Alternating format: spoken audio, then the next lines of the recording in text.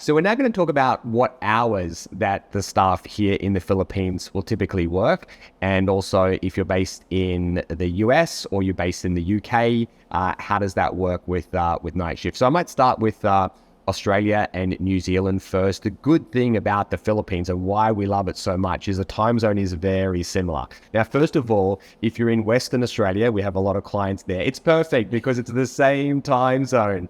However, if you're in Australia, on the East Coast, and in, say, New South Wales or Victoria, it's either going to be 2 hours or 3 hours time difference, depending on daylight saving, but just say 2 to 3 hours difference. Now, that's actually not an issue because your staff generally will work in the same hours that you're working. So, for example, right now, my staff are starting at 7 a.m. and they finish at 3 p.m., which is 9 to 5 in Sydney. So that works perfectly. And also, if you're based in New Zealand as well, it's probably only a 4-hour time zone difference for most of the year as well. And that's still manageable. We have many staff that start working at 5 a.m.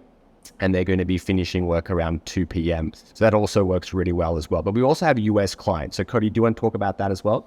Yeah, so for US clients, we do have offices that are operating 24 hours a day. So you can have staff working in your time zone, wherever you are in the world. However, we would say that if you get people to work what we call graveyard shift through the night, you're going to lower your talent pool. So in some cases, we would recommend you consider finding ways that you can maybe have a crossover shift where they're working partly in your time zone, partly in their own time zone. That will help us to find you the best talent.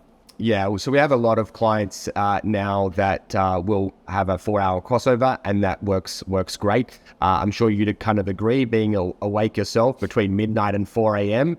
is not ideal. And so it's the same here in the Philippines. There's people that will do it. If you do require 24-hour support, it definitely can be done.